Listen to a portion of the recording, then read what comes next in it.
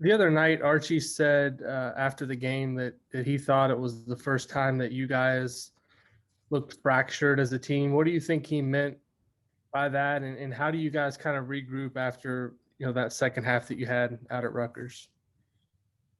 The only way to really regroup is to have a great practice. We had a really good practice yesterday. Looking forward to having another good one today, and then playing Michigan at the highest level possible.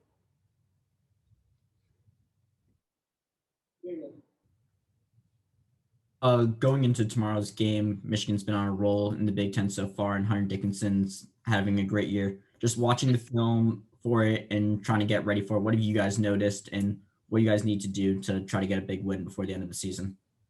The biggest thing with them is obviously defensively they're really, really good, but on offense, especially with our screens, we got to get their guards off the ball. We got to get them pushed back up to half court.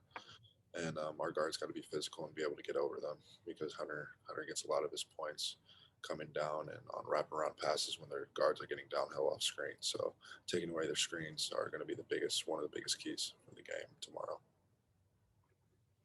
Trayce, I'm going to ask a question. If you could comment on being among the top 5 for the Karl Malone Award and what that means to you personally. Really means just all the hard work that I put in just to be considered with 5 other great players for the prestigious award.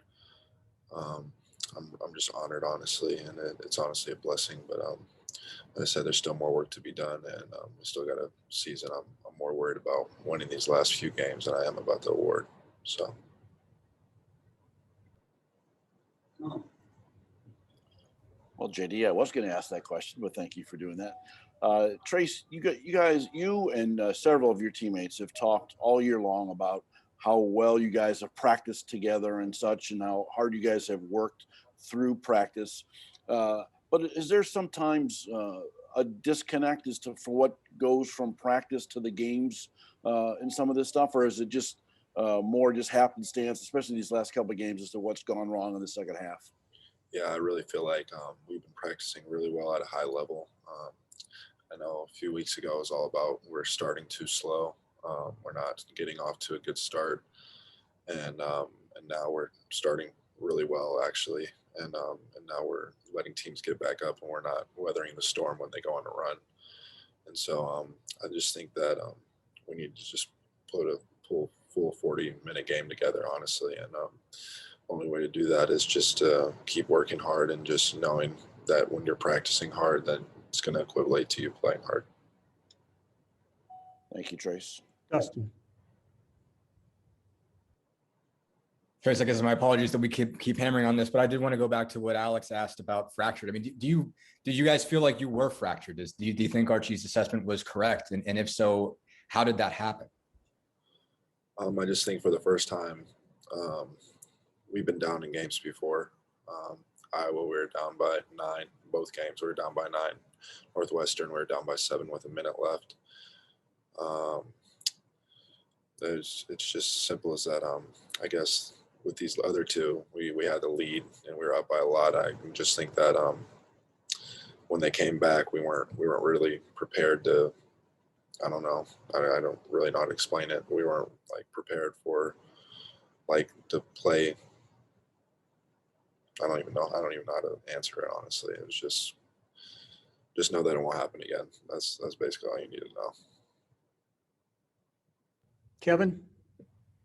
Yeah, Trayce, this is the final home game of the season. What do you put your finger on as to how you guys have performed at home this year?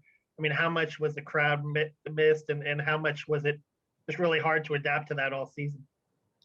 Honestly, the biggest thing, the crowd is just, they bring a different type of energy, 6-man. But at the same time, I'm just kind of honored and blessed to be out here playing and during this pandemic, and just being able to get through a full season healthy was that's a really big part of it. But for me, really just the last time for Aljamain and Coop to play in Assembly Hall, we want to send them out on a high note because they truly deserve it. John Blau. just kind of going back to that with the pandemic and how different things have been. How do you feel kind of for the freshman class at all? They still haven't really experienced kind of what IU basketball is like in a normal year, and how have you guys kind of supported them, through this, being that it's been such a weird transition this season?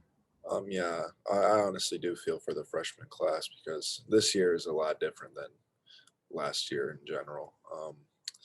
I feel bad for them a little bit, but I really feel like they've been working hard, and maybe this is all they know right now. So coming back next year, they'll be ready to play at a high level, and I know with more fans in the building, I think it's going to amp their level of play as well. So,